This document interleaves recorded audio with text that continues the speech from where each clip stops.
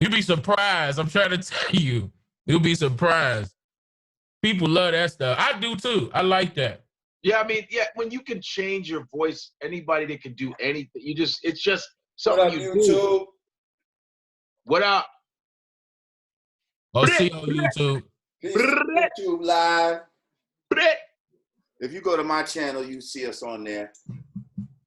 YouTube. Oh, you go to your channel? Yeah, to the Yanadameen Godcast channel. Oh, okay. And that's when you'll see like all the comments and shit.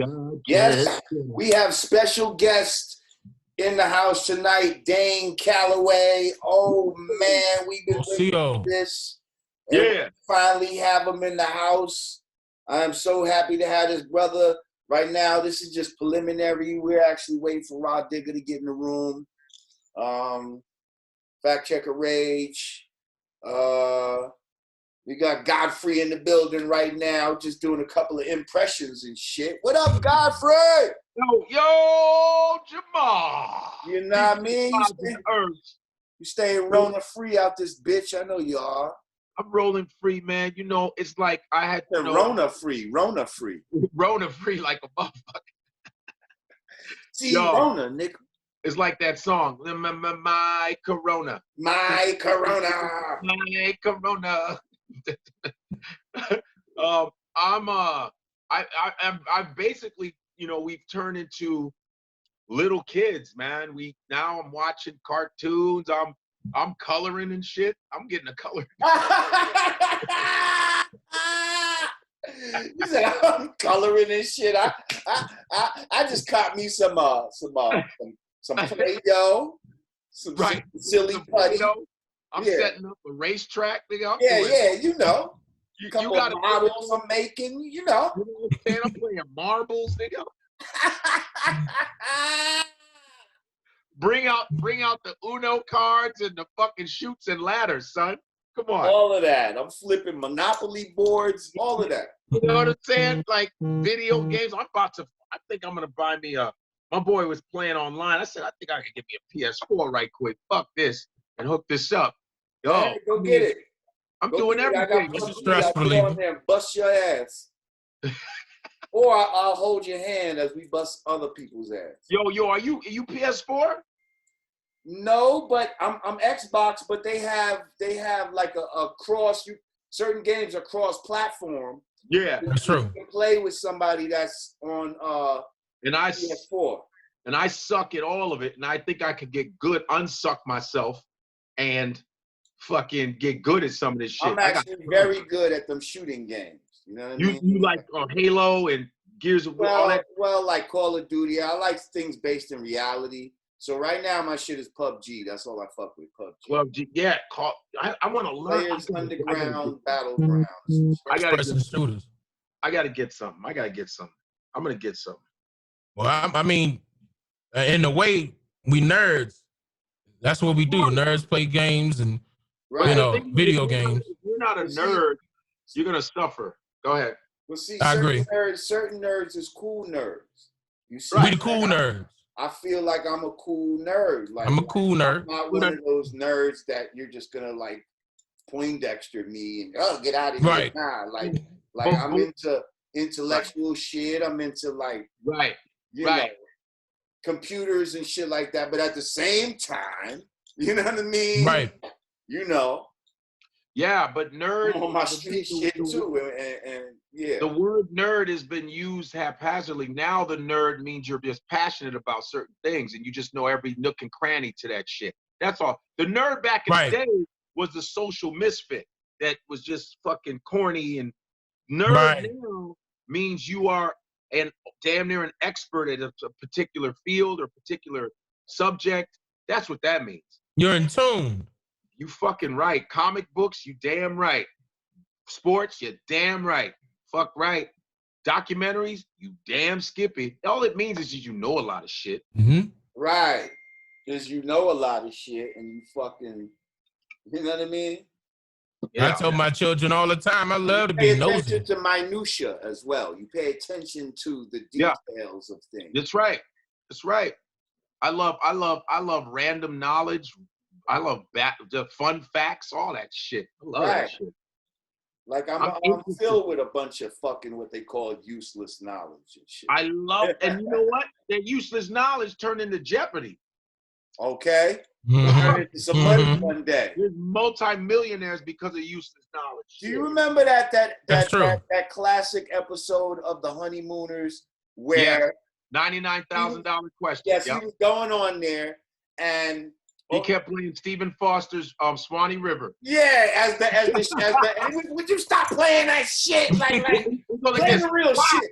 Why do you always gotta play? And then finally, when it came up, that was the one joint that the nigga needed to know. Yo, that shit was so fucking ironic. And that motherfucker says, and now, what is the song? He said, Ed Norton. And he goes, who's the composer? That nigga said, Ed Norton. Classic. That shit was funny as fuck. Yo, the Honeymooners, man. You know, there were only 39 episodes. And I got them all. There are 39 episodes, and they asked Jackie Gleason, why did you only make it 39 episodes? He said, I didn't want to ruin it. That we ran out of ideas. I didn't want to fuck it up. Well, I tell you, I've seen every 39 episode probably 39,000 of times. I got the DVDs right on my thing right now. I'll show you that shit. Hold up. Shout out to my man Jay Netta. He's in the motherfucking room checking us out. Jay Netta is my editor. He's the one that originally hit you up, Dane. Yo, man. Come on the show. Yo, man. It's not a game. Okay, that's what's up. It's not a game. I can watch this shit. Yeah, that's classic. And you know what's funny is he would talk about punching her in the mouth. You imagine them trying to talk about that today? Right.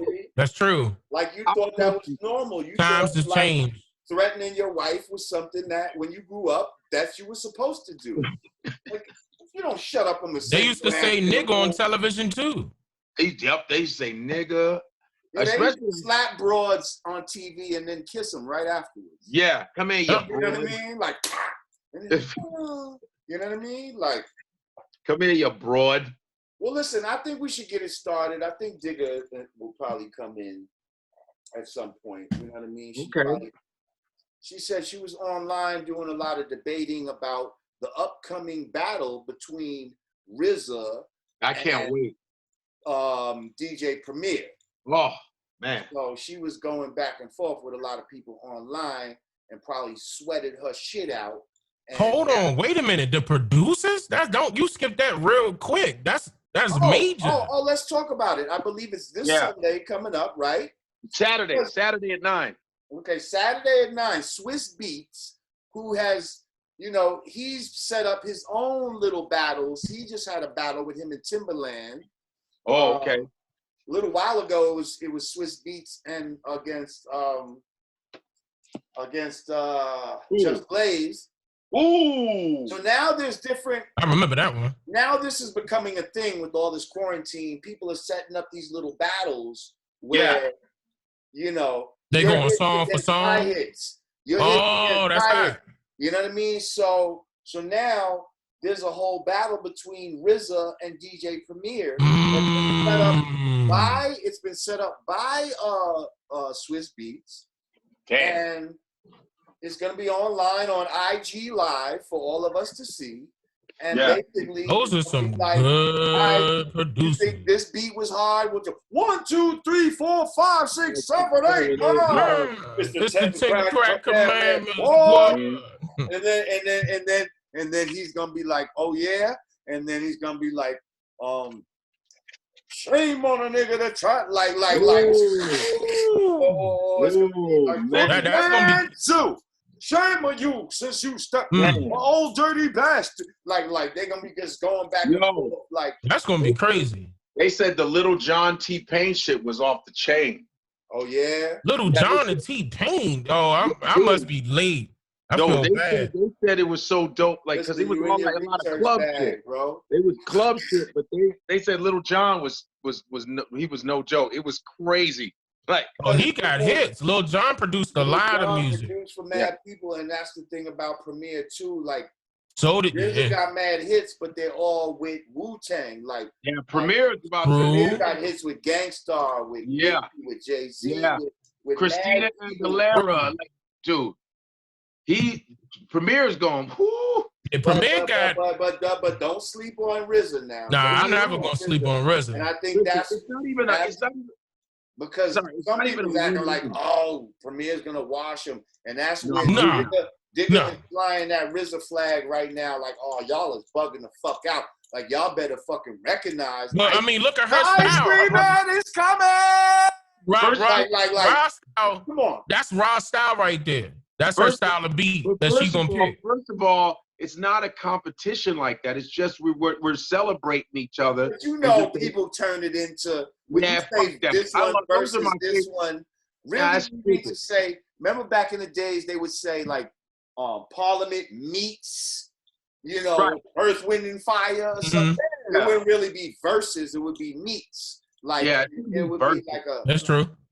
But you know what? Versus makes people come like, oh, what? Exactly. True. Exactly. So it's provocative. Verses, you're gonna have people that's gonna pick their sides or whatever. You know what I mean? Yeah. Yeah. So listen, before we that's gonna be high. Before we get started. I want to say peace to everyone for joining us and shit. Welcome back to Yanadameen Godcast. I am Lord Jamar. I'm Godfrey. And we got a special guest in the house. Been trying to get with this man for a little minute. I'm a fan of his work, and I'm sure a lot of you out there are as well. Ladies and gentlemen, I'd like to welcome Dane Calloway to the Yanadameen Godcast. Thank you, brothers. Sir. I appreciate it, brothers. I'm happy to be here. Oh, man, we happy to have you, man. Yeah. I see you growing your shit. Yeah, I'm starting back. I'm never going to cut it again. Okay. I'm never going to cut it again. You shouldn't have cut yours. Why'd you cut it? Hey, things happen, man. I know. No. Because I remember, that's how far I've been following you since the hair. Yeah. Okay? Yeah. But yeah, I mean, I ended up getting switch challenged in the front. So, you know, I had to do what I had to do. Nah, you don't. Nah, man. It's well respected regardless. You know what I mean? I can't knock a person because of that, you know. I'm going to let the face go. Yeah. That's how we, just never be hairless. I feel like as a man, you got to have some fucking hair. Don't be just like bald with no beard or something. If you're going to be bald and have a beard or vice versa or something. Mm-hmm. Don't just. I'm not going. I can't. Clean I can't with no eyebrows and shit. I'm not saying I might not change my mind later, but not right now. Not no time soon. I can't even grow a beard, man. I can't grow shit. I can grow like the chin and the soul patch. And a soul patch. Maybe I'll fuck with a soul, but I can't. I got this, but I can't. This year I can't do it. Even if I get mad, it just won't grow. It just won't. I get a little prickly bullshit, so I just shave that. And I might do this here. Okay. Should I do this? Try it out. Why not? Just let that proliferate. Proliferate, right? Let the proliferation begin. Let the seeds of the quarantine. Let it show them like the roots of life, just like. Right. That's actually what it is. Yeah. Okay. Now, you hip. You hip. Okay. You hip. So that's exactly what it is. Before we continue, I just want to say, people are on YouTube Live. If you'd like to donate, hit up that super chat. Also, people at home, if you'd like to donate to the show, go to cash.me/$Yanadameen, patreon.com/Yanadameen, or Yanadameen.com/support. If you'd like to get some merch like this beautiful Yanadameen Godcast sweatshirt, go to hoodg.com for all your needs. Now, before we just get into various topics, I'd like to start with you, sir. For those of you who might not be familiar with who you are, what you're about, I'd like to just touch, first on that. Was that somebody trying to join? Oh, no. I would like to touch first on that. Just get into a little bit of your background, where you're from, how you got into research, and you know, things of that nature. Well, I'm from Washington, D.C. All right. All right. One of the yeah, and at a time where it was a little rough. I know it's rougher now, but you know, I'm glad that I changed my life. I can tell you that. Changed my life, did better. But during that time period where it was nothing but the jungle, which it still is right now, I was always in books, always reading, always researching. Anybody that knows me can tell you the same exact thing. I've always been this way. It's just that. Now, how old are you, brother, if you don't mind me asking? I'm 35. Okay. As I got older, is when I realized something needed to change. I realized something needed to change with our people. I didn't know what it was, but it just kept coming to me. And it kept coming to me, and it was like in my dream, like something needed to change. I didn't know if it was just me and everybody else, or everybody else and not me. But the whole point was it was me and everybody else. I was supposed to be listening. I was supposed to be obedient. And that was my ancestors talking to me like, this is what you're supposed to do. Be yourself. Be yourself. And put it all out all out there so other people could witness it. So that could spark a change. Now, what I mean by change is, at that time, I didn't know what that change was. Okay? I didn't know what that change was until I realized a conversation that I had with my grandfather about my family members. Took me to the reservations, and I'm like, why y'all just telling me this now? Back then, that was about 2015, I want to say, 2015. I'm like, why you wait so long? Because you wouldn't understand it. I'm like, what do you mean? But I fully understand now. I know who my family are. All the way back to Chief Wanaluska is who I'm related to on my father's side. And of course, they will be considered now Cherokee, Eastern Band or East Band Cherokee. And I'm like, I wonder. At that time, I was like, I wonder if that happened to everybody else. I wonder if people just didn't know, like that was being kept a secret, because based off of what the elders are telling me and my family members was that they were being killed to say that they were Indian or had any Indian blood in their family. And all of my family was full-blooded. And I was just trying to figure out what's the problem? What's going on? And I thought about it. Like, wait a minute, we are being told that we came from somewhere else. So my mission, already been researching a couple of different things. It just flipped at that time. Like, wait a minute, let me focus on history, because I think that is the key that will change our people's mindset and spark not only a dialogue, but spark a movement and change in the way we're thinking, the way we're treated as a whole right now, who we're representing ourselves as, what we're calling ourselves inadvertently. It's almost like we're always struggling to know who we are. We don't know whether we want to say we're Hebrew, we're this. I'm not going to go down the list. You know what I'm saying? It's just a bunch of them. But I was always, I just wanted to know that. And I just digged and digged and digged. And I started using my own money, and started buying congressional records. And then I went further back and started getting colonial documentation. And I started traveling. That's what really, really sparked it when I started traveling. Like, each state, and I don't care, I'm talking about in America, each state is a totally different country. It's just like if we travel to Africa, it's multiple different countries. We just call them states over here. Right. And I'm thinking, wait a minute, so it's correlation in cultures, but the story's not adding up. So if we have all of this land here, then I started questioning the stuff. That's what happened. I started questioning things. I'm not going to go into it because I'm pretty sure you're going to go into it later. But I started questioning everything for myself. And I started presenting these questions to my elders, my family members that were living at that time. Because my aunt ended up passing away that helped me with a lot.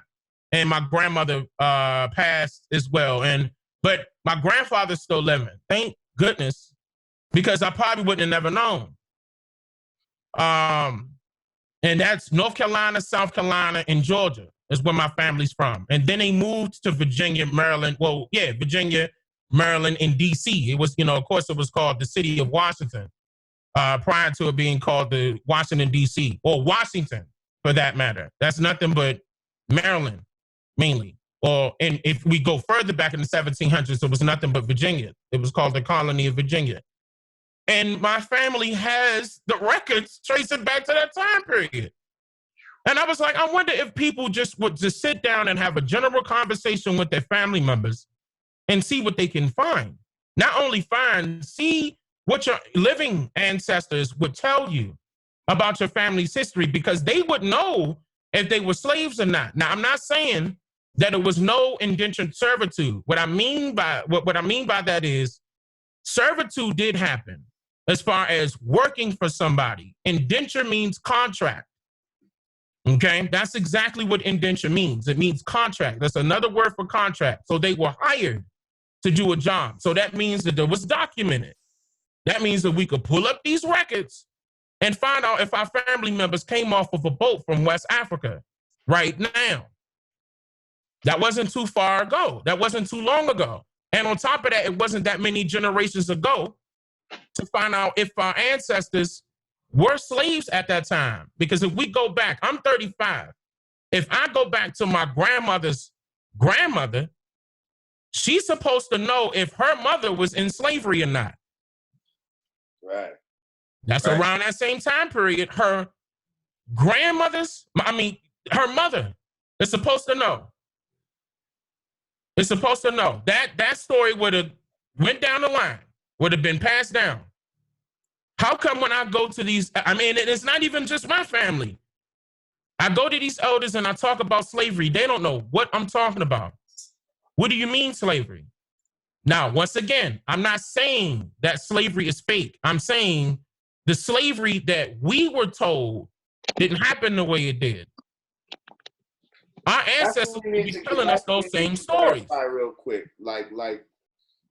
I would like to just, for the people that need to maybe catch up. Oh, okay. Exactly with who you are and what you're about. Yeah, what are you mainly known for? Because I feel like you're mainly known for bringing the knowledge of the fact that we've been told here in North America that basically all Black people from here are from Africa. Right. That we were all imported, we were an export of Africa and imported here to America and forced to be slaves. You have done research that shows the contrary, where many of us, not to say that some of us, that didn't happen for some of us, but many of us, matter of fact, the majority of us who are here in North America actually were what was called Native Americans, and the Native American that we have been given to us as the frame of reference is not necessarily the real image of what a Native American looks like. And a Native American actually looks like you and I. Well, I would say this. The image that they're giving as far as what a Native American looks like right now has been changed. Of course, now they're trying to make it seem as if the Native Americans were of lighter skin complexion. That's not true. And a Mongoloid phenotype. Well, see, here's the thing: the Mongoloid. The reason why I had to do more research on that Mongoloid term. As a matter of fact, I could pull that up and give this to you. Give me 1 second here. I'm about to pull that up because that Mongoloid term was a misnomer. the same person that created Mongoloid created the term Negroid and Caucasian. It's the same guy. And he had racial intentions in his research. Very racial. Come to find out, what he was referring to was trying to classify everybody by their tier of, I don't want to consider it religious belief. Let me just say their tradition. And if they don't agree with the so-called European tradition, then they're placed over here. Okay? In this bracket, these 5 brackets, let me pull this up 1 second. But that hurt me to find that out, because not only that also exposes why the people that are, like right now, Texas used to be called, known as Mexico, okay? Those are our brothers and sisters. That's the part of America. And they range from darker to lighter skin complexion. And they will also be mistaken as Mongoloid for that reason. So that's the reason why I can't say that. Now, hold on, let me jump in there. I can confirm that it is specific phenotypes on this side, and it's different variations of skin complexion as well, just like in Africa. Actually, just like in any country, we all traveled. When I went to Nigeria, I see white folks. I see plenty of white folks. And Godfrey, your people are from Nigeria, yes? Yes, I'm Nigerian, 100% Igbo tribe. Okay. That's right. And they there. Those white folks are there. All up in that bitch. And they don't have no problem, you know what I'm saying, being there. I don't know why it's different over here, but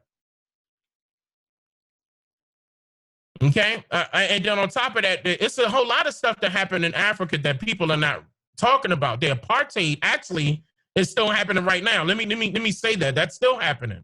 That's in South Africa, to be exact, where the government was overthrown by the native South Africans. That government was overthrown, and they trying to push those pale faces out. They got their lands back. Hell yeah. That's what we need to do. But, I'm jumping the gun. I'm just saying. But this is the reason why I don't have no disrespect or no nothing towards an African at all. For what? For what did they do? What did they do wrong? They didn't do anything to us. We're over here. I don't have no problem with my cousins coming over here at all. Okay? Now, and we've been doing that. We've been trading, with each other. I'm talking about trading with each other for years before this land was colonized. So why would I have an issue with that? This landmass is still together. We could go to Africa just as well as we could go to South America. What's the problem? Godfrey, real quick. As a full Nigerian, have you ever heard any ethnic stories, like Nigerian stories, about people getting robbed by white people? Stolen and brought across to another land. Have you ever heard an oral tradition don't go out into the by the river at night because you can get jumped by the white man and he'll bring you on a boat across the water? I never heard any of that. All I heard, my father would tell me stories, just Nigerian proverbs and stuff that it relate to just Africa. Right, but so there was never any proverbs or anything that related to, because if there were millions, right? Right. Millions of Black people that were so-called taken away from their people, right? Now, as wise as we are with proverbs, right? We tell proverbs to teach lessons and shit, right? So wouldn't you want to teach a lesson so that your people would not be stolen and shit like that? You see what I'm saying? Right, of course, hell yeah. Some sort of African proverb that dealt with not getting kidnapped by the white man. Right. Because he'll take you over there on a boat or some shit like that. Or like this, what story are you familiar with that you were told? And I don't even like to consider you guys Africans because that's a misnomer. You know what I mean? You guys will call yourselves by your native tribe. And there's no problem with that. Actually, that's even better. You don't go to Africa and say, hey, I'm African. Straight up. No. That don't happen. But hold on, let me go back to what I was saying. Have you heard of a story? Pick one, any story of a war that took place where some of your kinfolk was captured and brought over to another landmass? No. Now, what I can recall is what Nigeria used to be called before it was colonized. It was 3 countries put together. And before it was colonized by the French. Are you familiar with Congo? That's spelled with a K, not a C? Yes. Now you know what I'm talking about. And I'm not going to go any further because I know you guys are fighting over there, and and that's a serious thing. And I don't want to bring that up. You know what I mean? I know what's going on. Talk about it. Y'all fighting against y'all's government. There's a whole rack of stuff going on over there. Oh yeah. You know, and I like I said, my YouTube manager is, I'm not gonna mention his name. He's also Nigerian as well. Mm-hmm. And you know, I'm not gonna put him out there, but he worked for corporate. And we talk a lot. And y'all are good people. And he know what I'm doing. And he watched me. Big fan. You know, and I'm like, look, why not? Who else gonna say it? Who else gonna say it? And you work in headquarters. Talk for your people. Talk for them. Talk for them. We know what's going on over there. I mean, if you really follow by, you know that's your family over there. You're gonna keep up with what's going on. But yeah, it is no war. What war? And then on top of that, what language were the palefaces speaking when he went to Africa to speak with so-called Africans? What language were they speaking? Right. How were they able to communicate to capture millions of Africans? And we talking about warriors now.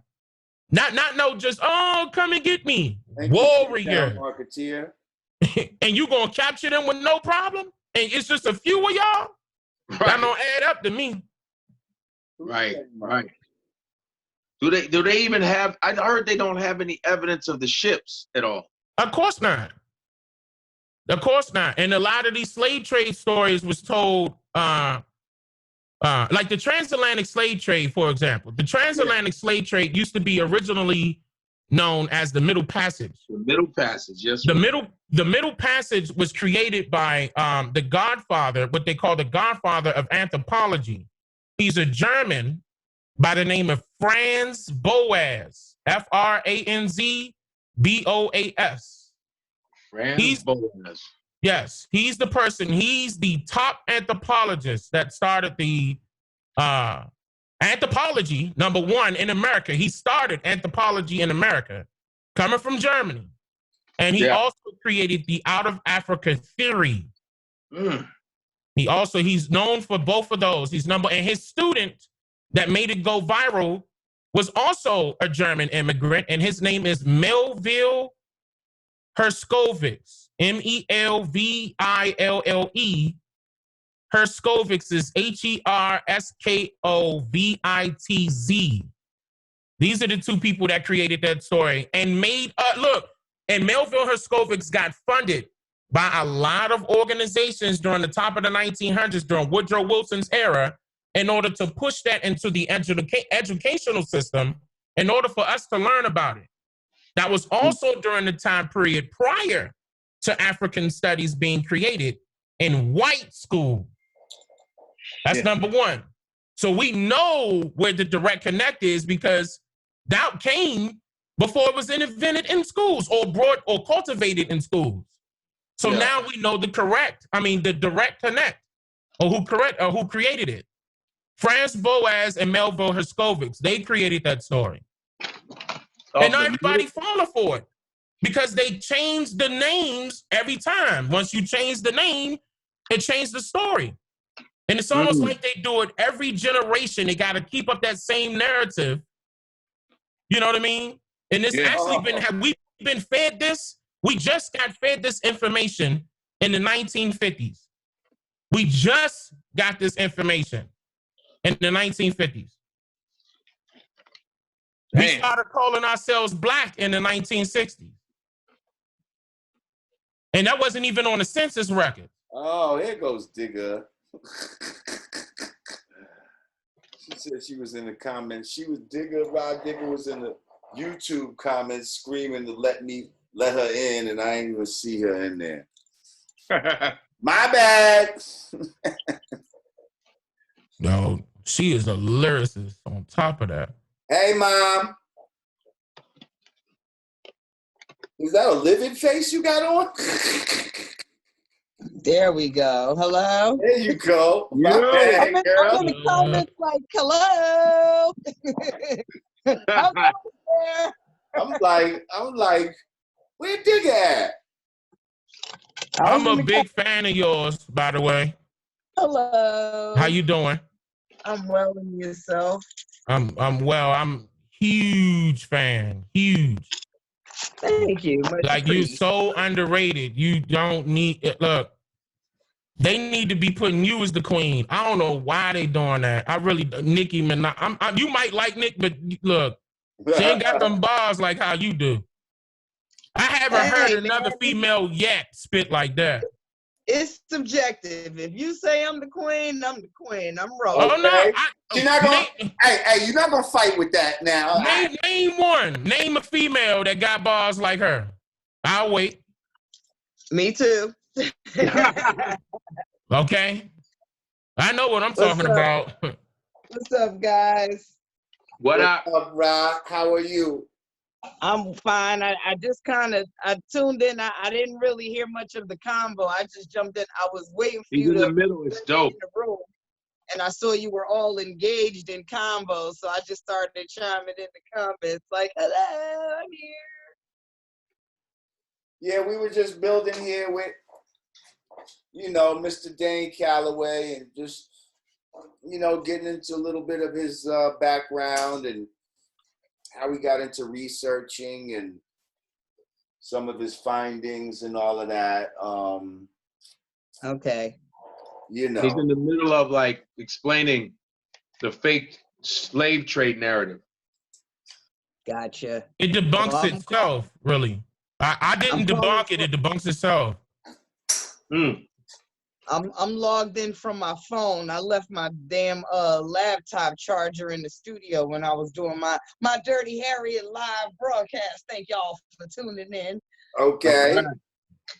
But my daughter's like calling every my daughter's calling me like every 5 minutes. Her big brother just got diagnosed with corona, so she's like having panic attacks. So I have to calm her down. Hopefully I can get through the next hour or so without the phone ringing, but I'm getting blown up a little bit today. So the video where they showing all the false diagnosis, where they just diagnosing motherfuckers, where they want you to have this right now. I saw that. I sent you saw the thing that I sent you, right?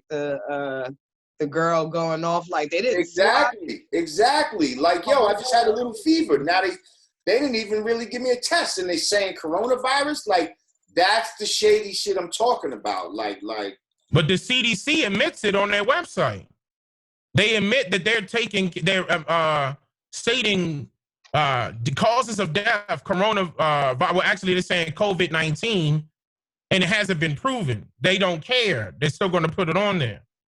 They're saying I've been seeing a lot of complications due to corona now. So you could just be in the hospital dying from kidney failure or whatever, and they're gonna slap corona on it. And you could be in the hospital from a motherfucking car accident, and they're gonna say you died from corona. And they're gonna slap corona on it. That's what they're gonna do. Type of shit, because it feeds the narrative, it feeds into the fear. Again, they keep talking about people that's contracted and the people that died. They don't want to talk about the people that recovered from this shit.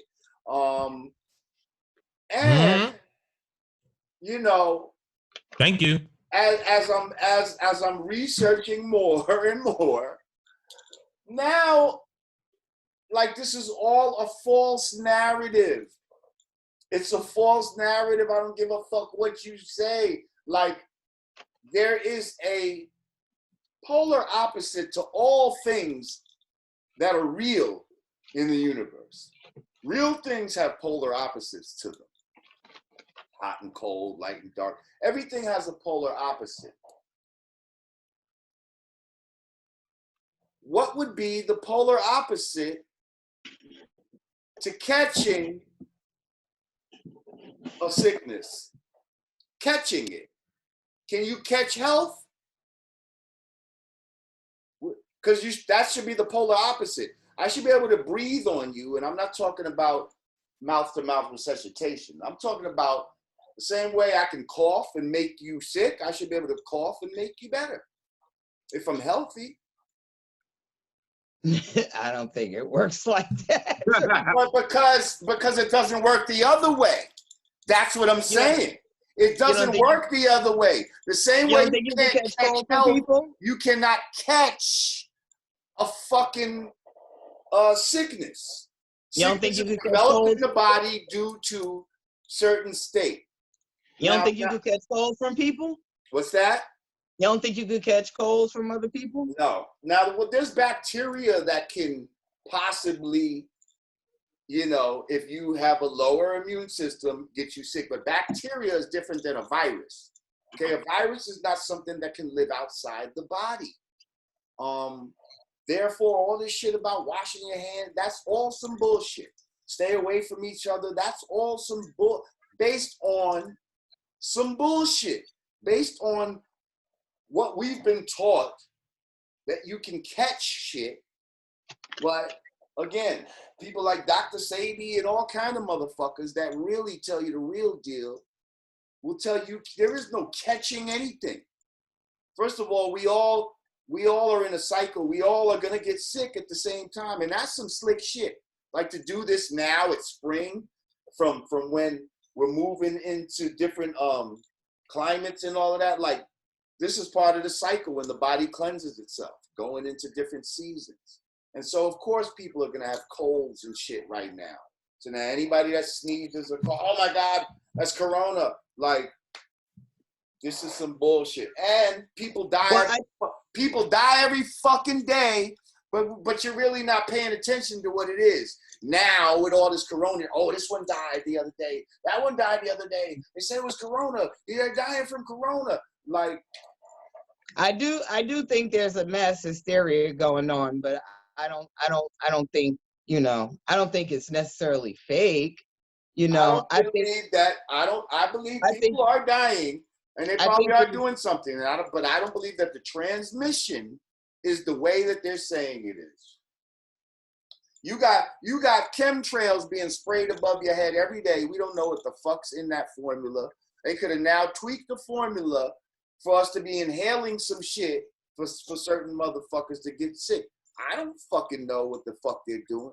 But I'm telling you, it's not what they're saying it is. And what they're saying is now made everybody the enemy. If he got it, do you got it? Does he got it? You know what I mean? Stay away from me. Don't call, like the ramifications of this is going to be crazy. Think about how the airports are years after 9/11. What is life going to be like after this shit? Like, are they going to have fucking monitors at the supermarket to see if people can go in there? Did you ever have corona? Like, the thing that threw me off that I caught was, and I actually have a couple of videos on this. A lot of these news reporters are, shooting themselves in the foot. They're indicating that this coronavirus can only stay dormant on an individual for no longer than 24 hours. The only reason why that is because the human being is a living organism.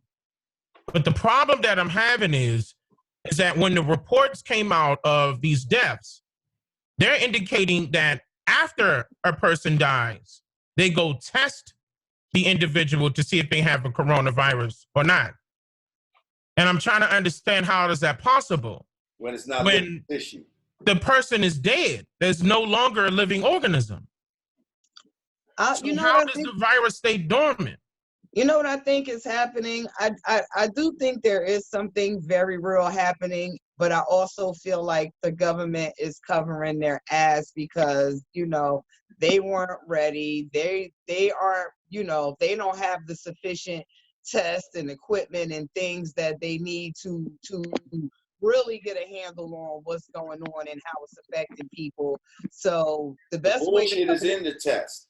So the best way to cover their I ass agree. is everybody stay at home.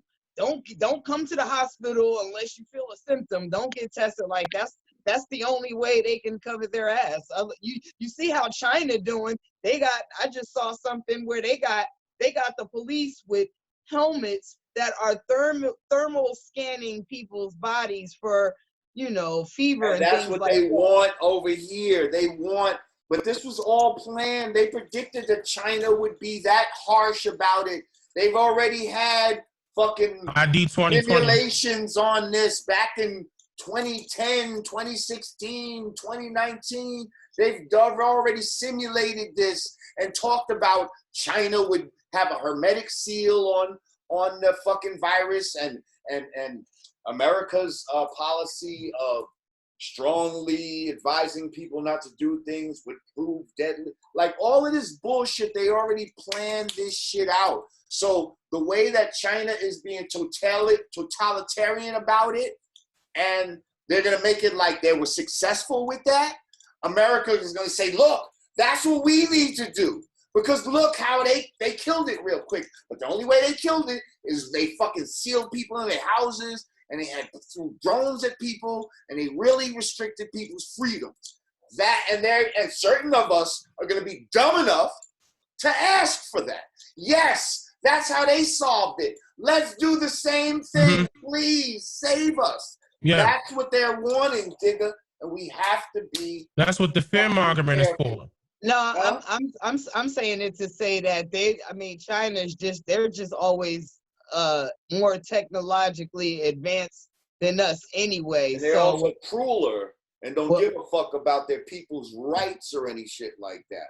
I mean, yeah, they're communists, but I mean, all of that at the end of the day, like, whatever's going on or not going on, we can all agree that, like, the poor inner city communities, the minorities, are going to be the most affected negatively all the time with anything, with any, with any situation. So, we can be as skeptical as we want to be. It doesn't hurt to caution, to err on the side of caution either. But see, it does, depending on how cautious you are. I don't mind washing my hands and all of that and should have been doing that shit. But now when you're telling people they can't make a living, when you're telling people they can't be in more than 10 people, see, now they've effectively killed all public dissent around the world. Any public protest is done now. There are no public protests because you can't be more than 10 people. And that is very dangerous. That is some shit that is needed, huh? I said, what the newest issue is now? What's that? Black folks, wearing masks and stuff. A hoodie. And the police coming to them. And that now, black folks are right now they scared. They scared. Right. Yep. You told us to put the mask on, but when we put it on, you're gonna be scared. I mean, at first I was like, wow, this is the only time that black people could wear a mask and and looked at as regular, and gloves too. You know what I mean? Like, I ain't leaving no prints and none of that shit. This is and some people is gonna take this as an opportune time to do crime. Let's not make no mistake about it. Shit, everybody got masks on. But now here's another thing. I feel like everybody with masks, right? That helps to take away our humanity. That helps to take away, that personal touch. I feel like it would be easier for us to kill each other if we can't see each other's faces. You understand what I'm saying? If you're just another mask, another stormtrooper, you know what I mean? Like that's how they make the shit in the movies, like these faceless things that you just kill, like, oh well, you know what I mean? And I feel like in a way they're trying to turn us into that so that we could be even more brutal against each other because you can't even see the humanity in someone's face. You don't know if they're scared, happy, you know, angry under there. It's just like, this shit is crazy. This shit is crazy. I do think it's... Okay. Go ahead, brother. No, go ahead, brother. I like how they put, before it was Chinese, because Trump said it's... It was funny, but it was fucked up. He said it's from China. China. Hilarious. China. He said, why do you keep calling it Chinese virus? Not racist. Because it's from China. It's from China. Oh my God. But they put, you know, all of a sudden we were kind of in the clear a little bit. You know, they didn't blame us for anything, you know, but then all of a sudden this week, the narrative changed to black people are dying everywhere. I'm like, oh shit. Yeah. I'm like, stop it. Yeah, I feel like that's a mind fuck too, though. I feel like we as black people at first, right? We came out with the mental strength, like, guess what? Black people can't get this shit. And truly, I believe if we would have stuck with that mentality, we'd be good. They're like, oh no. Now here, and then first of all, so now they gotta parade out some black celebrities to say that they got it. Yeah. And now they gotta fucking ship out these, initial numbers say that black people are more susceptible to anybody. Like, I feel like that's almost to break down your mentality, because again, a lot of this is mental. We live in a mental world. If you believe that you're sick, then you're gonna be sick. That's correct. If you believe that you're healthy, you'll bring it into your reality. Like it is the mental fortitude. So part of this, I feel like, is to break down your mind and to make you feel like, no, you're not that strong. Like you're not the gods and goddesses that you right. And you don't have the mental power to fight this. And that's just ridiculous to say that black people can't get it. And that's why I think it's spiritual warfare.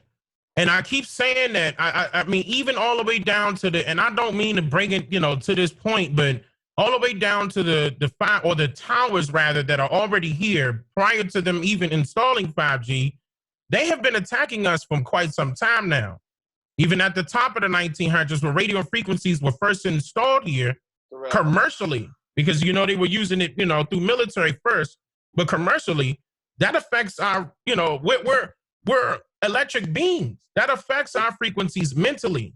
And if you zapping people's mindsets mentally, that can manipulate that mindset into doing things like violence. And another thing that I noticed, and it's no coincidence, but because I'm from the hood, I know exactly what I'm talking about. In certain hoods in Washington, D.C., every time I pull up on them, it's always a tower on one end and a tower on another. Now, I'm not saying that these are 5G towers.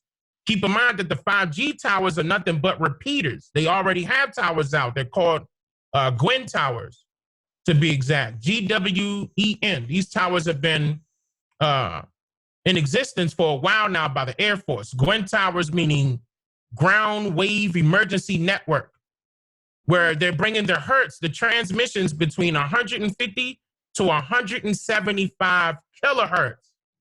That's a lot. That's a lot. And people can look this up. And listen to the word killer is in there. Yeah. Killer hurts. Killer hurts. Like the killers hurt you. The thing is that the effects. Stop it. God damn it, y'all. I can't with Look, hear me out. The effects of 4G have just rolled out just now. People are now talking. The doctors that you're seeing is talking about 5G are talking about the effects that happen in 4G. That's why they're saying, wait, we didn't test 5G, y'all. Are you sure? Because they just got the results back from 4G, saying that it causes leukemia, cancer, diabetes. I already put this out. I'm talking about letting doctors say it now. I'm not saying it. Let them say it. Doctors, researchers, scientists in the medical field. They're coming out left and right, and they ain't got nothing to do with technology, saying, look, we got a problem with this technology coming. Why? Because it hasn't been tested. Now, the thing is that this has been presented to Congress since 2017, and they're not budging. They're like, oh, we're going to look into it. I posted all those videos up when he's sitting in the Congress Assembly sitting there acting like they don't know what's going on. These people are telling you guys that this has not been tested on a human. Now, they said they tested 4G on a rat, and they put it up to 2.4. This is what a doctor said on my video right now. I'm not making this up. They put it up to 2.4 gigahertz of radiation to see if the rat can handle it. The rat dies. But guess what? We're emitting 2.4 gigahertz in our Wi-Fi routers in our house. That's just one item. That's just one item. Cell phone. We don't know what this is doing to us. We really don't. As a people, as us, we're not scientists or nothing. I'm just saying, we don't know what's going on. So we do have to look towards these people. Value. We all using it. We all fucking. It's super convenient. It's super convenient. Super convenient. But what are the effects? What really are the effects? What really happens to us long term? I'm seeing a lot of people passing away between the 50s and the 60s to them same symptoms that they're saying that these frequencies are giving people. Cancer, the highest rate for people dying by diabetes is so-called African American. They got the highest one. Highest death rate in diabetes. I would attribute that to the, I would attribute to that the food. To the food. But look what they spraying in the air. Right. They spraying chaff in the air that goes seep down into the soil where they're supposed to be allegedly growing the food. So even if you're saying it's organic, you sure? Why are they spraying in the air? How many of us are really eating organic? I mean, more of us are now, but I think, just because of the socio-economical structure that we have, it's no coincidence that there's a McDonald's every 2 blocks in the hood, and the people eating dinner at the bodega, and the food deserts, man. We don't CNC sodas, and you're not finding that at Wawa anywhere in the suburbs. That has a lot to do with the pre-existing and underlying conditions we have. And I just wanted to chime in too and say that I've noticed too in the past couple of days that there's this overwhelming, alarming number of minorities, in particular African Americans, that are being affected by Corona. I don't want to discredit the fact that because there are a lot of us that are so skeptical of the news and just believing what the powers that be tell us, a lot of us are being very defiant. I mean, I had the mayor of Newark, New Jersey, call my cell phone today and ask me, like, Rah, can you please do a PSA for us? Because we're literally having to fight people to stop having cookouts right now, to stop gathering on the corner to shoot dice, to do the things that, okay, if you want to feel like you're being a slave to the rhythm right now, like whatever your belief is about what's going on, I just think a lot of us are being reckless, in terms of, being that we are fighting something that we're not quite sure what it is. Right. Maybe we should just err on the side of caution just a little bit, because most of us are so mistrusting of the information given to us. I agree. And rightfully so. There is that defiant, there is that sense of defiance happening, and I hope that isn't contributing to, our numbers being so disproportionate. But I want to say it could possibly be playing a role, and we do have the underlying conditions, and we got Nana on top of that, and we got Gma, she got diabetes, she got dialysis. It's like we just can't, until we can really figure out what this is, and we may never know in this lifetime. We may never know what this is. So what? We should never come outside again. We should never come in contact with each other again. No, I don't think we should never. I don't think we should do that. But how do we do that? How do we get back to a point where we can come back together with each other? Get a vaccine? Is that what we need to do? No, don't take them vaccines. I'm not a vaccine person myself. Please don't. So we got to figure this out. So I don't get flu. How do we get back to normalcy? Like, because you're saying we might never know what this is. So that means indefinitely they can keep this up indefinitely.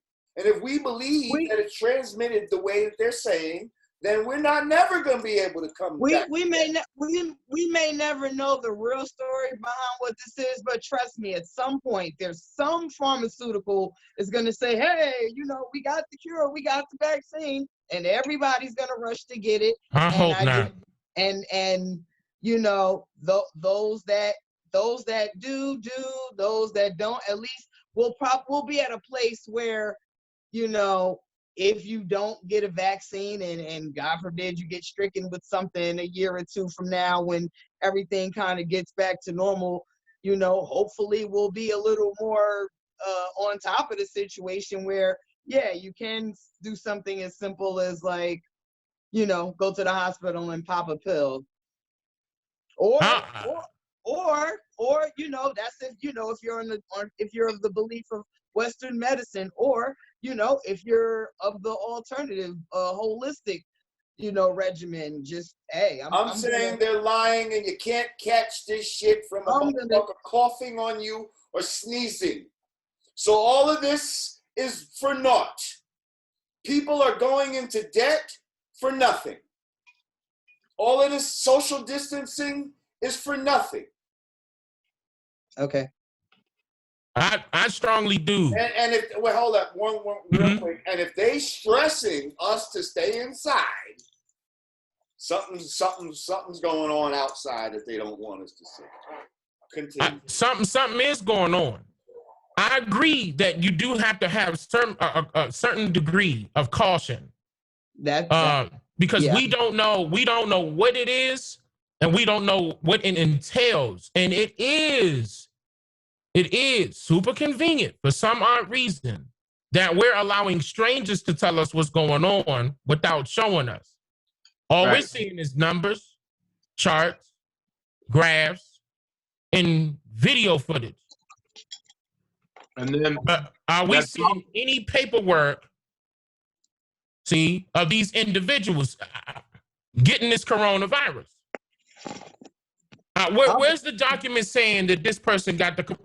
Is there so much with that? It really is so much with that. I get so confused. Like I'll watch one. Here I go. I'll watch one station that says, "Oh, it looks like the curve is flattening out."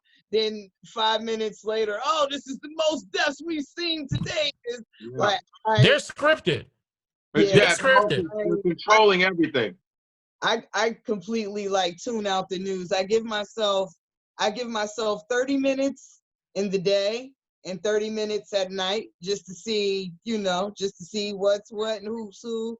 I said on a previous show, I personally prefer BBC News because they're gonna just give you They on some bullshit too. I like BBC. I used to like them, but they on some bullshit too.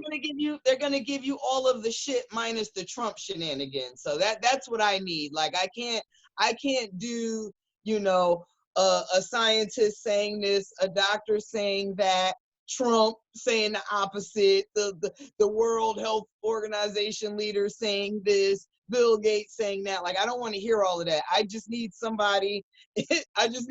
Right. With a British accent, like, look, this is what's happening. She said with a British accent. That's what I was gonna say, because a British accent often translates to smart and intelligent. Right. No, not at all. No, the most notorious gangsters, the British. You know what? Yeah, right. Give us a British accent, Godfrey. The real. Hello, everyone. I have a new report on the virus situation. Tell us about it.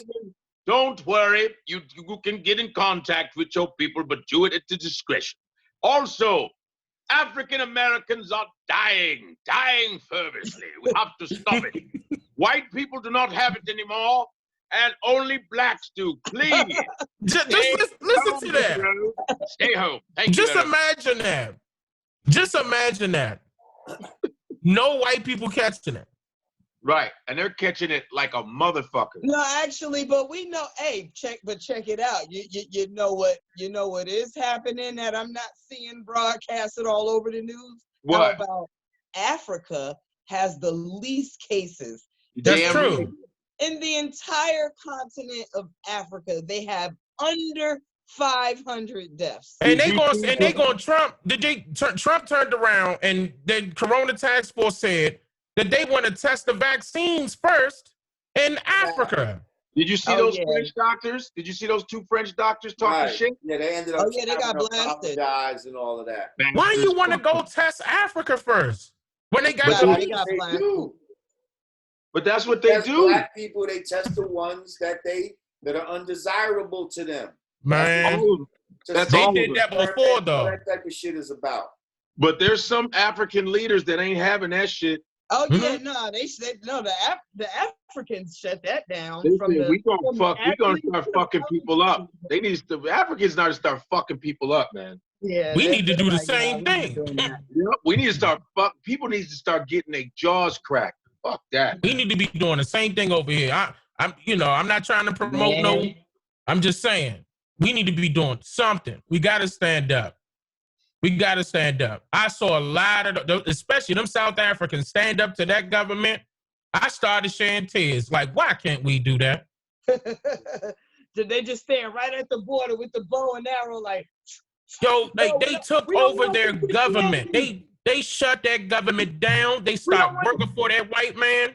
Their whole downtown area ain't nothing. I'm talking about nothing but so-called Africans in suits with briefcases, looking clean, like they running the show. And look at the whites that's in South Africa. They in the poor neighborhoods. Good. The U.S. for some help. This is going on right now. I don't know what the African said. Julius. Like, you know about Julius Malema. He's one of the brother, the activist, who's not taking shit from anybody. That's Julius Malema. He's the dude that they fucked up the H&M when that kid was wearing that monkey sweatshirt. Oh yeah. I know what you're talking about. They went in and they fucked up that whole H&M, and they said, "Oh yeah, I remember that. The next time we gonna fuck you up." And they ain't do it again. They didn't do it. That's all. I think that's what a lot of Europeans understand is violence, because that's all they use. Time out. Is that a haircut, Jamar? A haircut? Did I see a haircut over there under that hat? Where? That's a ball. I'm talking Jamar. I need answers. What do you mean a haircut? It's a baldy. What are you talking about? Okay. It's a fresh baldy. Fresh baldy. That's you. You doing that yourself? Yeah. Okay. Lucky you. Yeah, I've been doing that for a while. Like I got my bevel shit. I got the foam with the straight razor and all that type of shit, and then I got the bevel clippers for the, you know what I mean, for the line. Yeah. So how you get the back? Like, that would be my question. How can you get the back? A mirror. I got a mirror. You know what I mean? Mirror. You got Jamal. Mirror I hold up, and then the bathroom mirror. So when I hold it up, Jamal, you got the fold mirrors. I got the mirrors that you can fold like that. You can bring them out. You can see the back of your head. Well, no, I got one that I pick up and then I turn around. So there's a big mirror in the bathroom. You know what I mean? Right. And then when I turn around like that, that's how you can see. Yeah, you can do it like that. You got to have good like this kind of skill. Yeah, well, I'm going with the grain. You got to go with the grain. We go. Oh well, you know, I fade my shit because I learned in college how to fade my shit. Bang. Stay with the grain so you don't get no bumps. I don't get bumps. Thank goodness.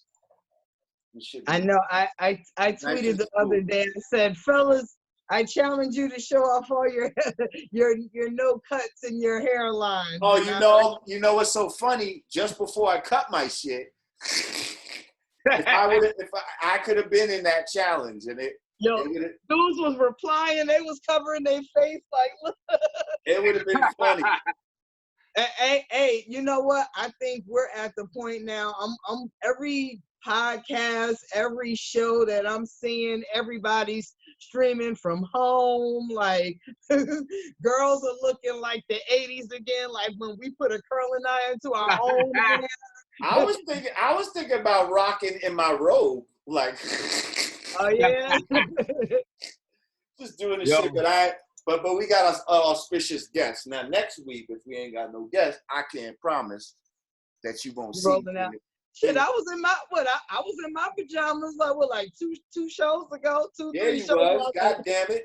My pajamas and my glasses. Like this is it. This is where we at with it. I mean, but y'all in your house, get comfortable. I wouldn't mind. Get comfortable. Right. Yeah. I wouldn't mind at all. Quarantine dream. They making everybody stay at home, man. Dan, you were talking about the slave narrative. I don't think you were finished with that. Oh, I'm sorry. I didn't mean to disrupt. No, it's all right. No, it's okay. I'm just saying, Dan, I think you were, because he's talking about his connection to the Native Americans and the connection to the Middle Passage, how this whole shit was fabricated. I think you missed that part, Digga. Mm-hmm. Okay. Yeah, that was earlier in the conversation. Tell her who created the narrative of the Middle Passage. The Middle Passage was created by a German immigrant by the name of, he was the grandfather of anthropology in America. He was the very first person to start anthropology in America. His name is Franz Boas. And he had a lot of students up under him. And I didn't get a chance to mention one of the students that you may be familiar with, but one of his students that propelled this idea to go mainstream, it was another German immigrant by the name of Melville Herskovich. Now, this is also the same time period W.E.B. Du Bois was on his way to come up to give that same story to our people. And his teacher was Franz Boas. I have the letters where they communicated back and forth. That's all War Department congressional records, where he was told step by step what to do in each letter. I put this on screen. This is on Rah. I know this is. I know what type of. I could feel your energy, so I know I would have to. I would have to sit with you and nothing. No, Rah. Hear me out. Nothing at all. No disrespect at all, sister. I love you to death. But I just know I can tell. I can feel it right now. You be saying fucking them darts, yo. I would just love to sit with you and we could go over some stuff because your facial features remind me of so many Algonquin people that I'm familiar with right now. But I'm jumping the gun. But saying she looking a little Algonquin? Algonquin, yes, Lord. Woo! Damn. Look, right here. Woo. Right here. I can. Aren't the Algonquins? Weren't they prevalent in New York area? The New York. Yeah, all over New York, all in the east, east. Right. That's Manhattan is the name, Manhattan. Yeah. I would have a funny how they didn't even change a lot of the names around the country. Like that's how they're so lazy that they just kept the Indian name. Kept it. You know what I mean? Like they sure did. But like America is one of them. Yeah. It was called American. You should be familiar with this. Khan, Khan meaning king. Great spirit. Just like Ani in my ancestors' original language, which was Kituwa, Ani means great spirit. Like Wakanda in the movie Black Panther. Wakanda in our native tongue means great spirit. That's actually where they got that from. Keep in mind, they recorded that movie in South America. Wow. Now, that was I was surprised that but keep in mind, Stan Lee was also trying to let us know, if you in the comic books, he was letting us know who the superpower people were. I'm going to just put it like that. back in the 60s. Stan Lee was on it, man. Stan Lee was not joking. He said he got a download of all that information. He got a download. Just like Sophia Stewart, the one that created, well, hold on, they're not going to give her the credit, but Sophia Stewart created the Matrix. Right. Oh, yeah. Terminator and Avatar. Right. That was all in one book. She got that download. I love her to death, and I was with her since day one. I knew they took that from her. She was not playing. But people do get downloads no matter their skin complexion. This ain't got nothing to do with race. I don't want to bring it there. There's just a lot of people speaking truth, no matter their hue of complexion. But she was on point, and they took a lot of money from her. She got it now, though. She did win. Let me ask you something, Dane. What kind of hip hop do you like? What kind of hip hop? I told you, I like hip hop. I don't want no. Hold on. Let me not say that. Hold on. Let me not say I don't want no trap or nothing like that, because I like 2 Chainz. What's your hip hop background? Like, what's the type of shit you came up on? You did? Biggie. I did hit some Tupac, but I was into Q-Tip, Jay Dilla, Jay Dilla. May he rest in peace. Yeah. I was in the Busta Rhymes, got everything. That's how I ran into Rah Digga with Dirty Harriet. I fell in love immediately as soon as I heard her talk. I mean, that was my high school days. I'll never forget it. I can't believe I'm on here with you. I'm not playing. Your whole album was on repeat. I was on bus in Washington, D.C. I'll never forget it. I went to Saban Records and bought your record twice. And I just celebrated the 20th anniversary on April 4th. I did a big live broadcast on IG. I played the album from start to finish. I took some requests. I even gave him some unreleased stuff from the follow-up album that didn't get to drop. Come on, and I missed this? I was on live for like 3 hours, and I never go on live. So is it on Instagram? Yeah. So wait a minute. Rah, I missed it. You didn't see me pumping your ass up this morning. God damn it. Yes, I did. I was there. Oh, I popped in the Godfrey's live at like 3, 4 this morning. Man, you put out, you put your heart in that one. I want that second. Like, what could we do to get that second one out? We can. Well, now here's the thing. I did do an album with Nas, a much shorter album, only 10 songs, called Classic, and I dropped that back in 2010. So in September is actually the 10-year anniversary of that. Like that. I never knew that. That was my was like my first indie effort. So that was me just kind of putting it out on my own, no label, no radio marketing, like me just, working the grassroots all over again. And that shit hard body. The 10-year anniversary of that is September. But no, I'm definitely putting out new music this year. I actually just got a whole. You should. I just got a whole batch of beats from Pete Rock. I'm doing a project. Oh, and Pete Rock. Woo! And Pete Rock. I just got a batch of beats. Like, he's producing the entire thing, and I'm collaborating with another female that I've been keeping it a surprise, but that's coming, hopefully we can just do it in June and hit the road. Like, I don't want to drop it until we can hit the road, but that's definitely coming this summer.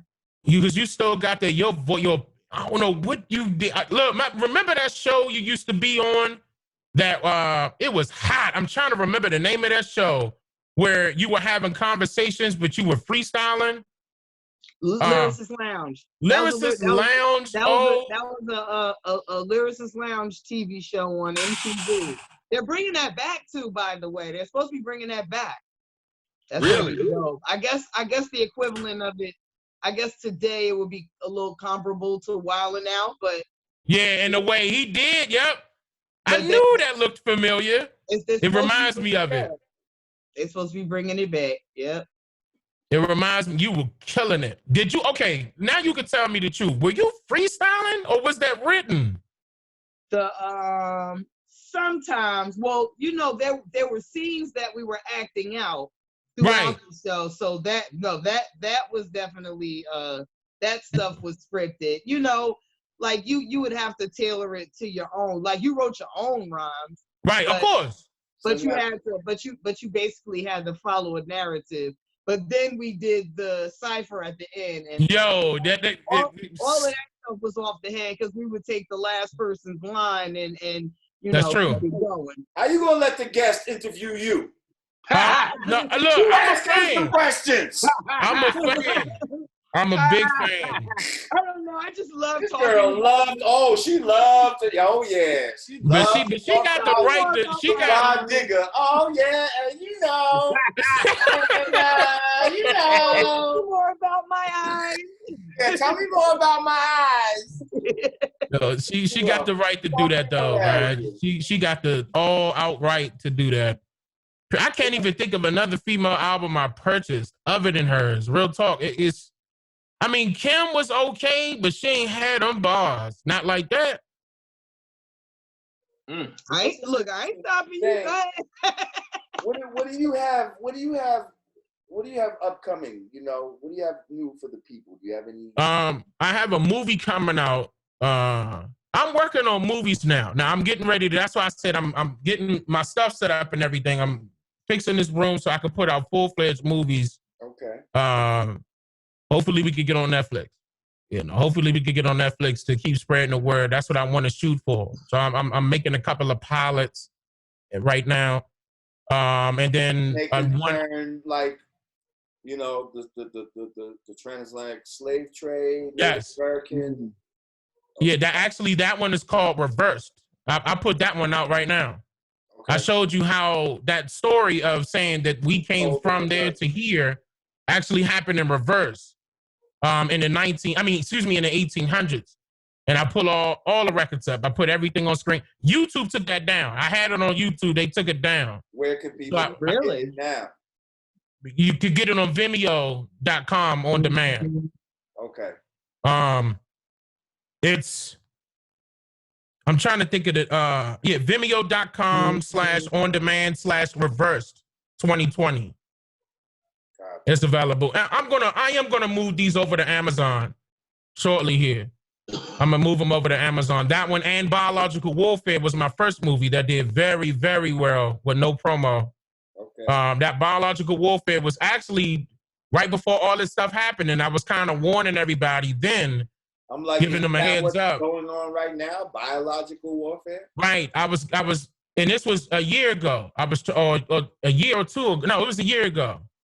That was the first one. I was trying my hardest to put it out, but YouTube took that down. Keep in mind, these were YouTube documentaries at first, but YouTube pulls the plug. Like that one hit 1.4 million views and YouTube removed it. No questions asked, no nothing. No emails, nothing. No notification. They just took my stuff off. I got a question for you guys.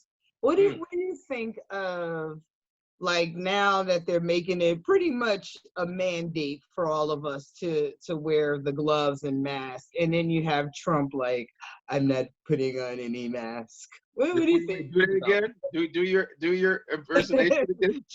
He was close. Try to do the lips. I'm not putting on any. Everybody try to do the lips. That's what's going on. When we do Trump, we do the lips. I just don't want to do it anymore. You got to keep the lips real tight, like an asshole. What do you think of that? I feel like we are so emotional, right, against Trump, that this nigga might be dropping game here and there, and we're just gonna totally miss it because we hate him. I was curious. I'm like, you know what? Do he know something that we don't? He like, you guys are all falling for the banana. Listen. What's so funny is, right? They say don't be with 10 people, more than 10 people. But every fucking news conference that they do has more than 10 people, and people are closer than 10 feet. They're not practicing social. They're not doing it. Like, look at Trump and all of them when they're up at the podium. They're not standing 6 feet away from each other. Yeah, something's up. They're all standing. I put that video up. I was showing them. I started counting the people in front of them. Out in the fucking all the people that asked media, the whole media. Man, the whole room might have 25, 30 people in there. Or more, because they be having international channels in there too.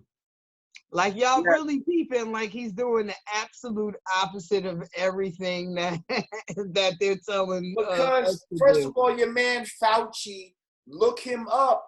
Dude, he's not real. He's a foul motherfucker. He was running with the Clintons and all this type of shit. Yeah. The way he got his job is foul. Don't think that this nigga is out for our best interest. See, that's what's so crazy. They'll be like, well, the head of the such and such told us to do this. Like, we should do it. Like, first of all, do you know this motherfucker? Like, do you know his moral character? Mm-hmm. Do you know if he lied to you or not? Do you he know can have if malicious intent. People? Like, do you know anything about this motherfucker? Yet, y'all are willing to take the recommendation of these people like they really care about you. Like, this shit is dangerous. I agree. Like, please. Like, I understand what you're saying, Dig, about being cautious and all that. But to trust the untrustworthy is ridiculous. Like, this is like being in war and taking the information of the enemy to tell you where to go on the battlefield. Like that's fucking insane. It's insane. So let's just please. That was a great analogy. Let's please wake up and look at these motherfuckers that's telling us who's doing to do what and giving us this fucking advice. Who are these people? Who are they? And right now, any of them personally. This is another thing I was pointing out to people. The numbers that they're saying that have recovered in total, where are they getting those numbers from? Right. Because this is what I'm pinpointing, and I'm about to release a video on this. Everybody is saying these 2 or 3 particular sites. It's Johns Hopkins Hospital, Worldometer, Health, and Corona Health. Now, all of them link up with each other, which is real funny to me.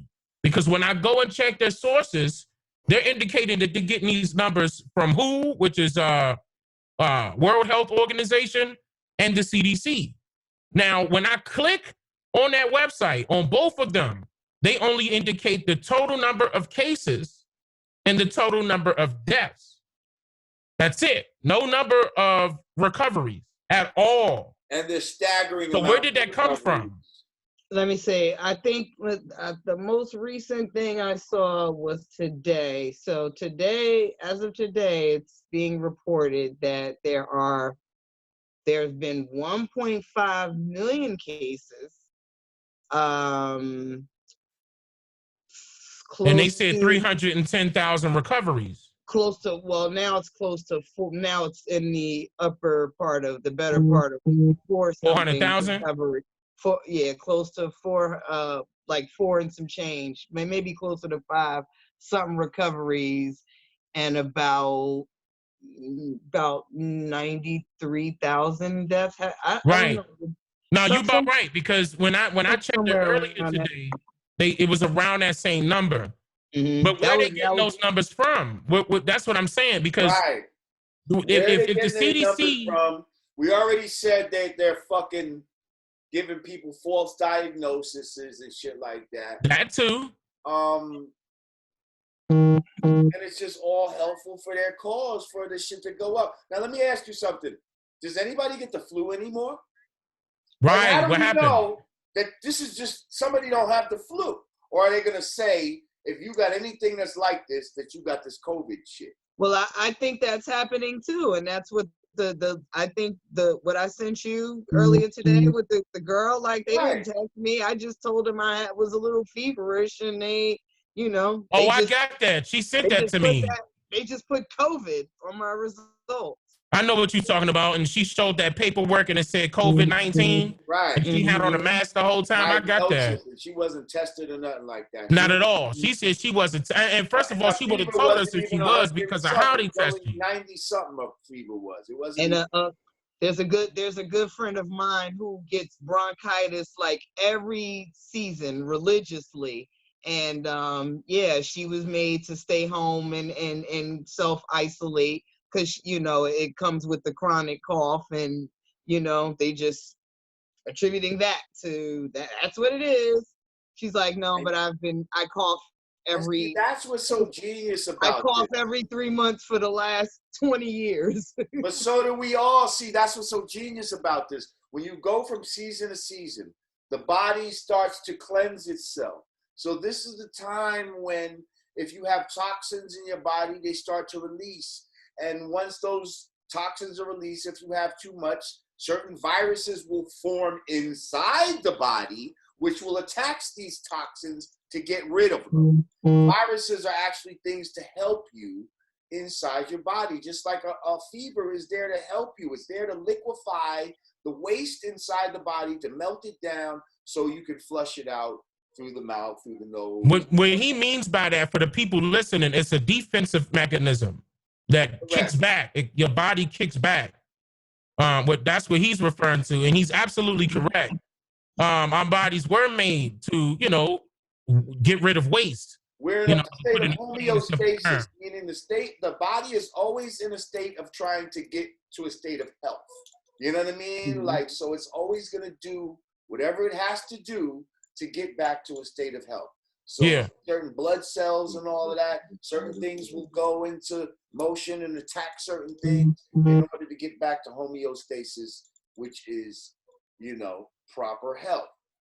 And so that's why this is genius, because people get colds when seasons change. So that's why. So how you going to differentiate this now? Mm-hmm. Oh, if you're coughing, if you're doing this, if you feel like, man, we all go through these cycles as people. You see what I'm saying? The same way bears know when to hibernate at the same. They're not talking to each other and all of that. This is part of the knowledge of nature. So we're all doing these same things at the same time, and that's part of what will make it look like something is being spread or something is being caught. When we are supposed to be doing this at the same time anyway. But I wouldn't, again, I would still err on the side of caution. I mean, if I were to, you know, apply that same ideology to AIDS, and we say viruses can't live out. Yeah, let's apply it to AIDS. Niggas was still fucking raw. Let's keep it raw. Let's keep it real. Yeah. And they didn't get it. Niggas is still here. But are you willing to take that risk? Are you willing to go into some raw AIDS? I'm willing to go outside without a mask. That's what I'm willing to do. I'm willing to be amongst my people closer than 6 feet. But you're not willing to raw dog a known AIDS patient. Oh, you're not willing to do that. Right? Listen. Okay, now let's hold up. Now let's talk. Because you know why? Because my mind has been tainted to believe. Okay. Because you've been hoodwinked. Right. I'm about to say, are you willing to put your dick on some AIDS pussy? No. No. But let's talk about this. But I'm saying, hold up. But what I'm saying is, during the height of that crisis, man, niggas and women, men and women, was throwing their genitals on the crap table. Yes, they were. And not as many people, the same people that was getting it got it. You see what I'm saying? Not a whole bunch of people started getting AIDS. And guess who it impacted the most? Not gays and intravenous users. That's who it impacted the most. We ain't the biggest intravenous users. I mean, we had some, but there's a lot of other people that was using them intravenous. I'm going to ask y'all a question. Why was the Spanish flu called the Spanish flu? Because they wanted to blame some shit on the Spanish people. They was the enemy probably at the time. Damn, you know what? I just watched it 2 days ago. They actually gave the reason, and I'm forgive me, it's escaping me. I just watched something on it 2 days ago, and they said exactly why. And I can't think of it. I apologize. Because you know it wasn't in Spain. No. That was purposely done. Damn, I'm trying to remember. Why they name it that? Who named it that? I'm trying to remember. Go ahead. I'm not gonna say that. I'm gonna wait. No, I don't. I would have to Google it. I swear, I just saw it like 2 days ago. Why they called it that? It's okay. I'm sorry. It's just to make a mockery of them, just like how Trump said it's a China virus. It's the same thing, same exact thing. But it didn't even happen in Spain, though. That's what's really crazy. It didn't happen in Spain. It happened before with this quarantine. I just was sent some pictures. Now I need answers. I was sent pictures. I love that. When they had masks on and they shut down schools and theaters for the Spanish influenza. Alexa, here's something. Why do they call it the Spanish flu? Like, I don't know. Because when you get it, you go, oh, Dios mío. Despite its popular name, historical and epidemiological data cannot identify the geographic origin of the Spanish flu. The origin of the Spanish flu name stems from the pandemic spread to Spain from France in November 1918. Spain was not involved in the war. That's okay. That's what happened. There was war going on. She just reminded me. But they the enemy. They was the enemy. It actually did, and it didn't have anything to do with Spain. It was actually at all. It was actually when they it had something to do with France. So I'm not sure why they, how Spain got. They probably went from France to Spain. Why do they call it Spanish fly? That's a good one. You know what I'm saying? That's a good one. Things that make you go, Well, listen, man, we could be on here all night, man, but I think we're going to get ready to wrap it up, man. You've been a great guest, sir. I appreciate it. I'll come back again. We could do this. I was going to say, you're welcome to come back anytime. We could do this again, definitely. I enjoyed having you. If you have anything that you want to promote specifically, come back. You know what I mean? We here, man. I will, definitely. And then in this time, I wanted to tackle on with my promo, too. Let people know. And absolutely. I mean, right now is the time to let people know what you got. You got something coming up, where to contact you, where to, find your channel and all that. My channel is Dane Calloway. I'm over 2 million subscribers right now. Of course, YouTube dumbing them down, unsubscribing them, making the notifications, not hitting them. But it's doing well. I have my channel for a couple of years now. I really appreciate everybody watching. I have put out content, but YouTube has been constantly removing it. Damn. So I don't announce when I'm posting content. I just post it, and then I tell everybody, go look. And it's unfortunate, but I'm using other platforms as we speak. I'm getting pilots together. I am going to do movies, but I'm going to, Amazon is there, and I want to work towards Netflix. That's in the work. My book is out. My book is on Amazon right now.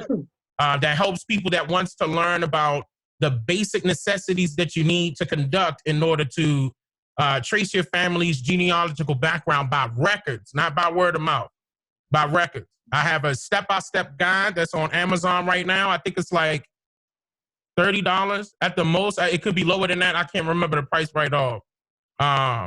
But that's the basic one. And I have a second edition coming, and I think my wife is going to allow me to release it after all this crap happens, whenever we get through this, because it's been done. I got my, formatter done, and, I'm just waiting.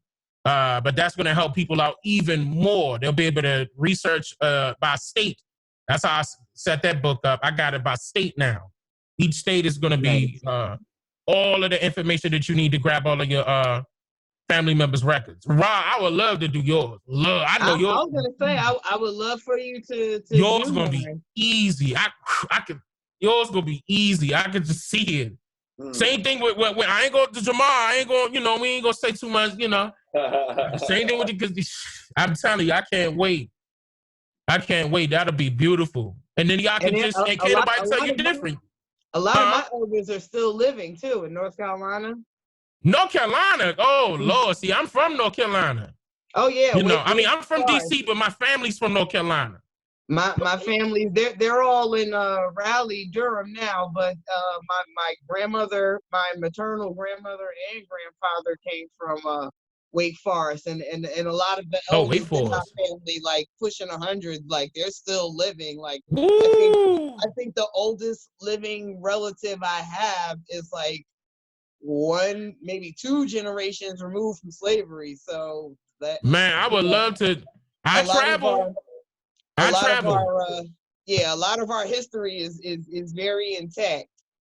I travel a lot. And you say you're in Texas, right? You in Texas, right? Yeah.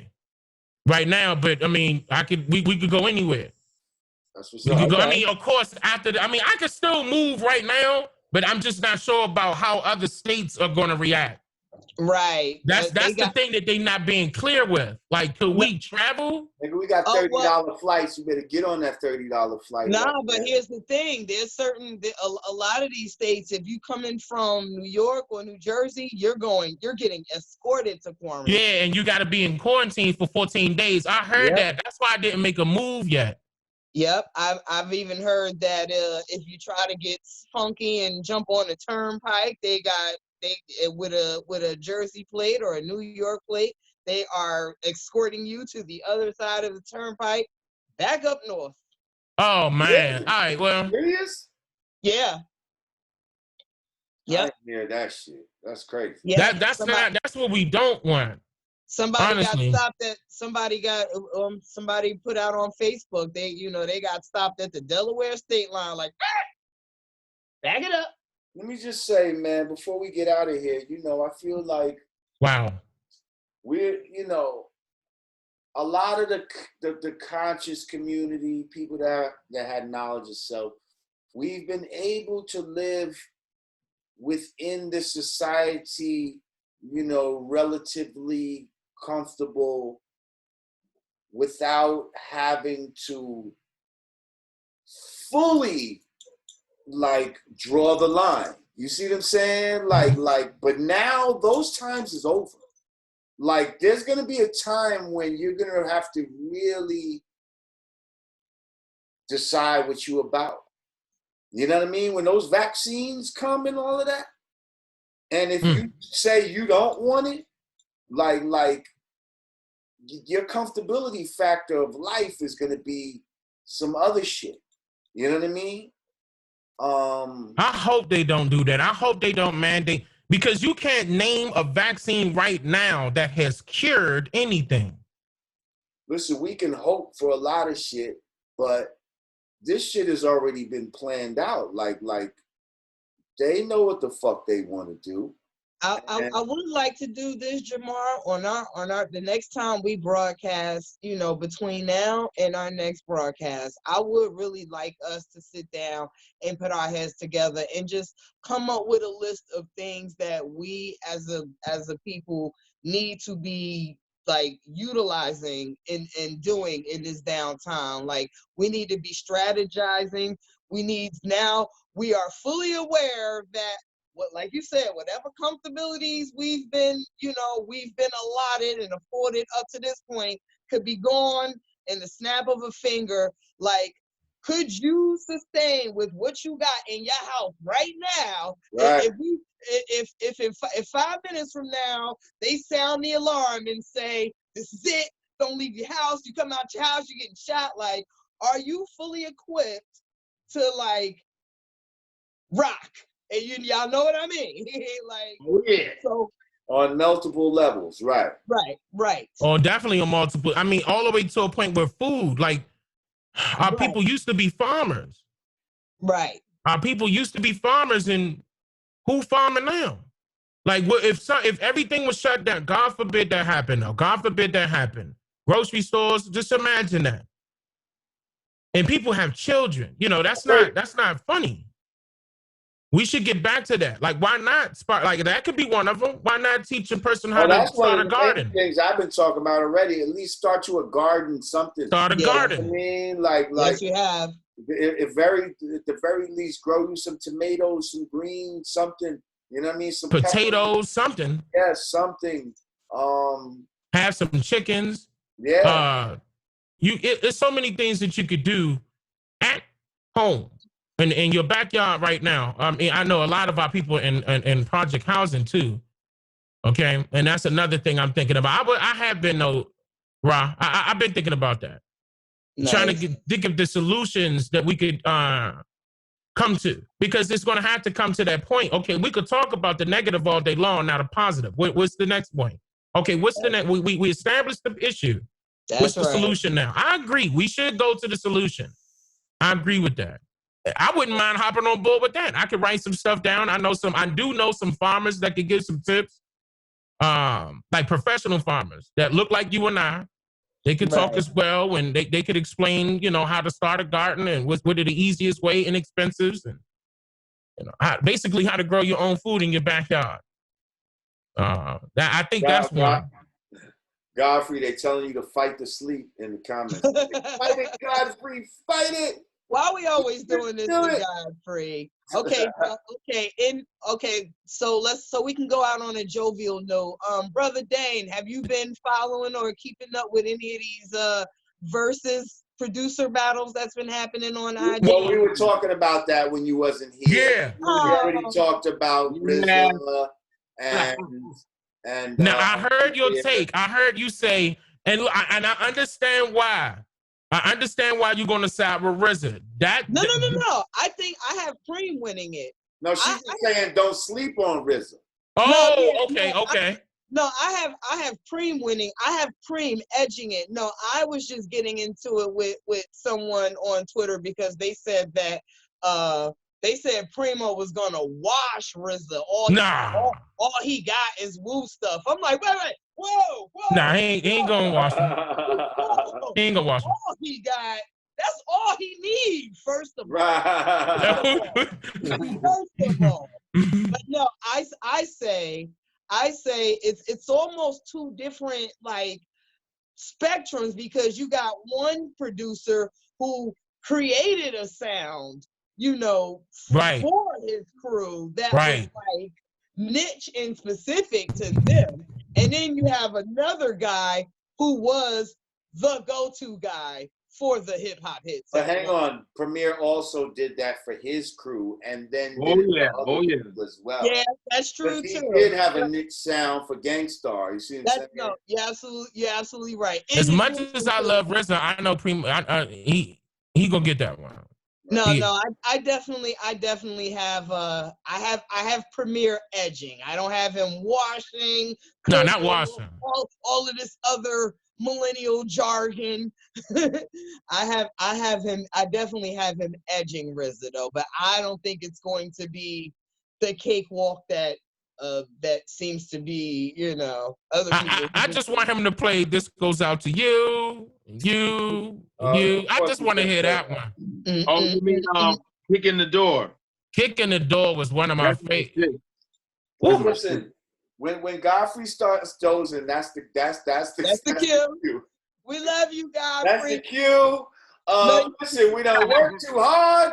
God damn it, it's time to be out of here. Godfrey's sick of your shit, because trust me, at about 3:37 a.m. this morning, Godfrey going on live. Yeah, I'm sure he will. I go on around 12 a.m. But he takes nap. We fucking up his nap time. That's what. I'm sorry.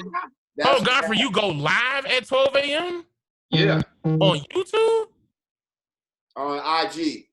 Oh, on IG. Okay. Yeah, they be on IG heavy. Yeah, I go live. I do long hours, man, because I only do this. I did my podcast earlier. Oh wow. So I'm like always on shit. Now I was with Afion Crockett. I was on his shit. And I was, man. I'm surprised you're not tired. Oh, I am. He is tired. You ain't see him dozing off? No, I didn't. I ain't see.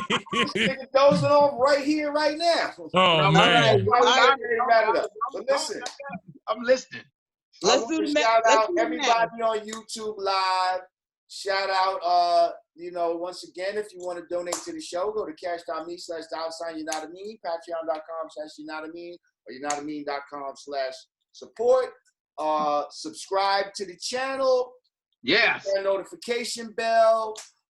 Subscribe to Dane Calloway's channel. Hit his notification bell so y'all know when we drop in videos and all of that. I want to. Did you do the math? Oh man. See?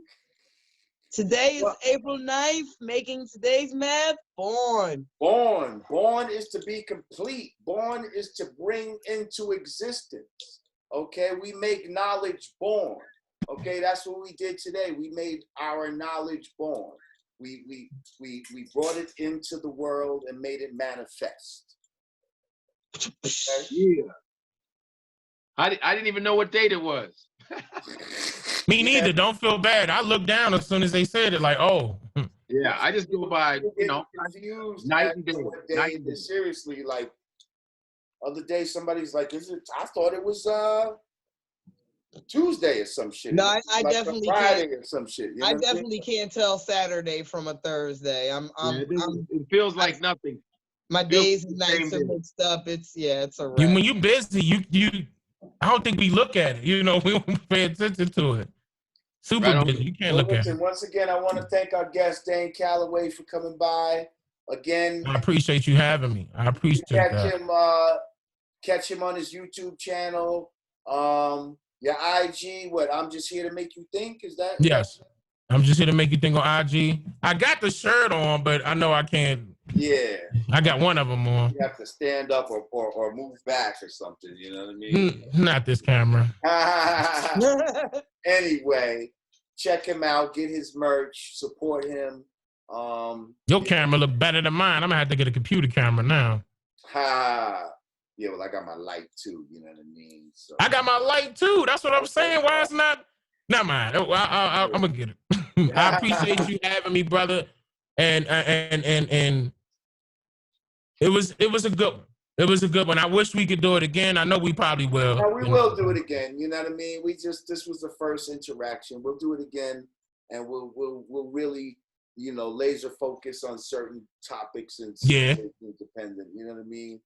And Godfrey and Digga, I appreciate you for having me as well. And now that you're up on this Zoom, once you learn it a little more, you know what I mean? Oh, yeah, I'm going to use this. I appreciate you. I appreciate you for showing me that. This is better. Yeah, this is dope. This is way better. Well, on that note, once again, for Yanadameen Godcast, I'm Lord Jamar. I'm Digga Digga. I'm Godfrey. Hey.